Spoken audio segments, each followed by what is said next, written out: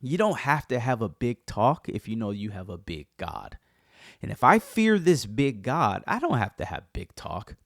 I can lean in, I can listen, and then when God leads me, I can vow to certain things based upon what my character can pay for.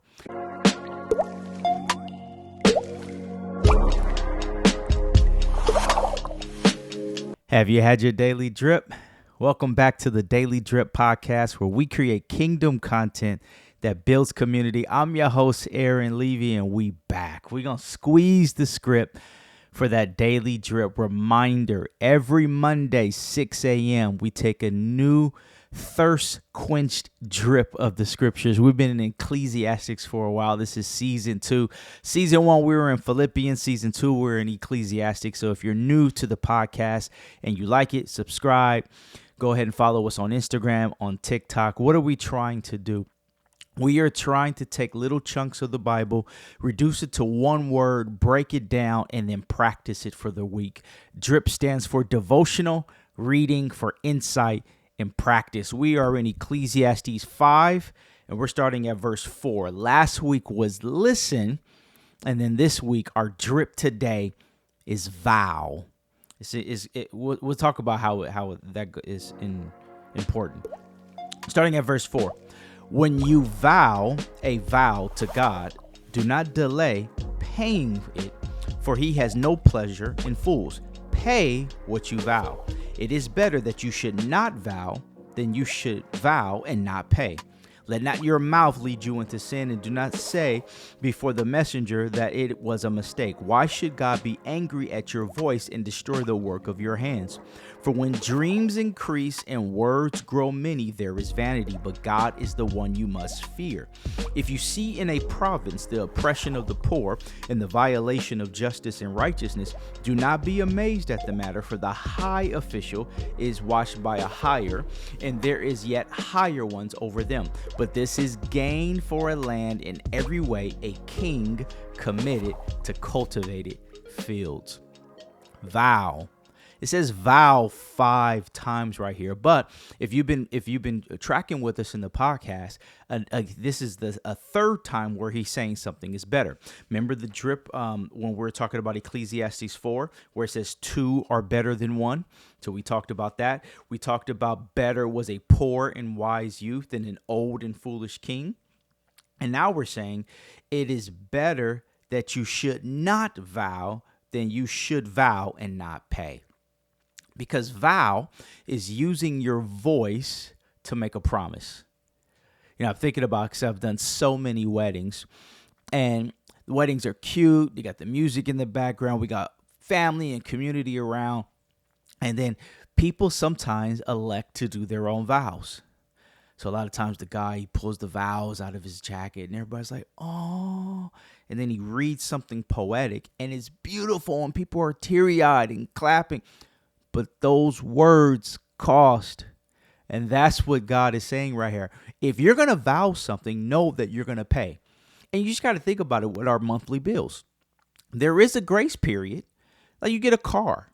You sign the contract, and what you're saying with your pen is, I vow to pay the payments every month on the 1st. There is a grace period. But if you miss that grace period, not only do you still have to pay what you vowed, you also have to pay the late fee. And a lot of times that's what happens in relationships. We vow things that we're going to commit to certain things. We don't pay that on the front end. So now even though we still got to pay it on the back end, we also got to pay the late fees associated, or the consequences for not paying what we vow. Question: what do you do more, talk or walk? What do I mean by that? It's easier to talk things out that you're going to do. But what it's saying right here is more beneficial if you walk it out. If we just look at the scripture in verse 5, it says, it is better that you should not vow than you should vow and not pay. But the very next verse, it says, do not say. So there's say and pay. It's easier to say it. It's harder to pay it. That's what he's saying. Like, whatever you say, those words are going to cost.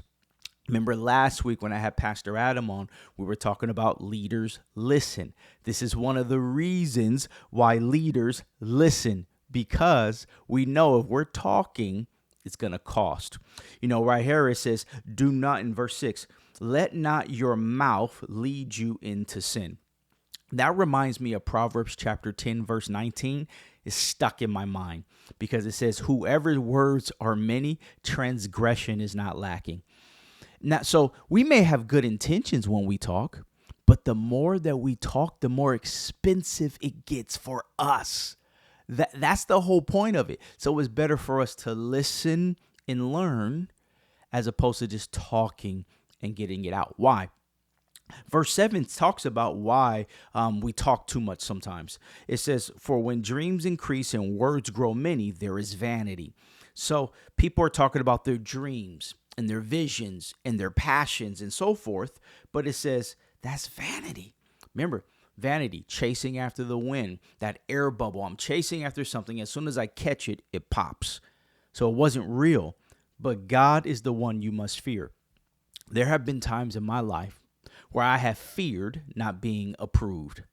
So I make my talk big. But see, here's the principle that we're going to practice this week. You don't have to have a big talk if you know you have a big God. And if I fear this big God, I don't have to have big talk. I can lean in, I can listen, and then when God leads me, I can vow to certain things based upon what my character can pay for. Let's not vow for things that our character can't pay for, because we're going to learn by wisdom or we're going to learn by consequence. So you're going to pay. And if you learn by wisdom, I'm not going to vow things that I can't pay for. I might learn by consequence. I'm still going to have to pay for it. And I got to pay these late fees. Man, the credit card companies, they get us. They don't get me. I made a vow that I'm not going to pay late fees. I'm not going to carry balances over. But that's how credit card companies win. They offer you so much money on the front end. Just swipe it. And us swiping is just like us talking. We're talking. I'm about to do this and I'm about to do that. And I got this, I got that. We're talking. And then all of a sudden we get a statement. We got a statement of all the things we said. Oh, shoot. I didn't know that was going to cost that much. That's how the credit card company gets us. Because then they say, oh, it's fine. You don't have to pay for it all now. Keep swiping. Pay the minimum. And then just carry it over to the next month. That's a lot of how our life look. Talking. All these things that we're going to do. Haven't finished those things and still talking about new things.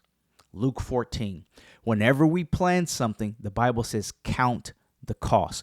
Let's not carry past balances of what our words have promised and start new commitments without finishing what we've done. It's okay to multitask.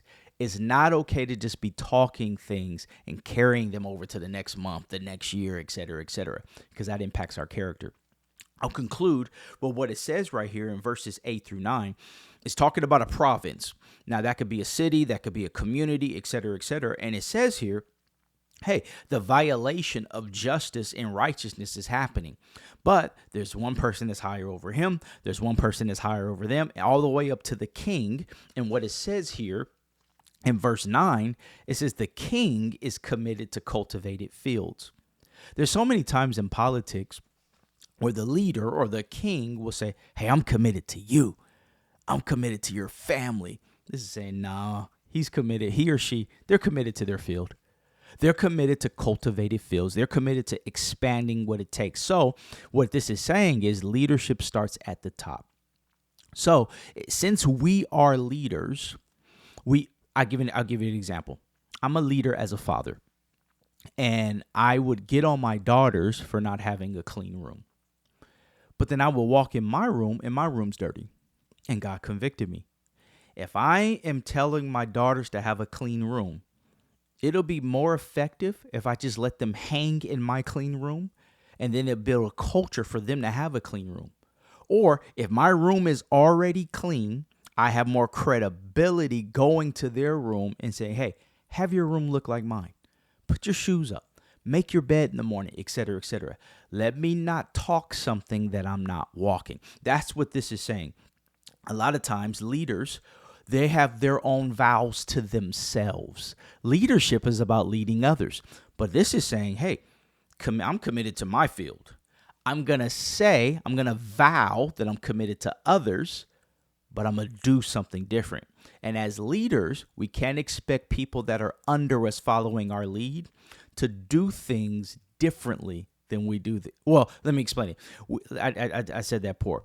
The way that we communicate and the way that we take action, the people under us will follow that. So we can't expect our people to do things better than how we would do it. So that's the drip today. Hey, let's practice this week. Let's be slower to vow. The things that are important to God that we know that we're not committed to right now, let's learn what those things are. And that's what part of the reason why we're doing this podcast. So we can know what God has vowed to us. That's called covenant. And being that we receive the blessings from God, man, we want to vow to him. Love God, love neighbor. So what is a vow that you've made to God that you're not holding up your end of the bargain? No shame, no condemnation. But that may be the opportunity for us to confess to God, hey, you know what? I said I wasn't going to let my anger get the best of me. And I've been letting my anger get the best of me. You know what? I said I was going to be more patient with my spouse. I said I was going to be on time to work. Whatever you're vowing, refresh that in the presence of God. Let's thank God that he never breaks his vows with us, but let that be an influence to follow his lead. And secondly, since we are leaders, the things that we ask our teams to do, the things that we ask our kids to do, will lead by example. Well, hey, that's the drip. We're continuing in Ecclesiastes. If this podcast is a blessing to you, why don't you share it with somebody that you know will benefit from them? So I thank you for being a part of the Daily Drip community. And I close this episode by saying, stay dripping, my friends.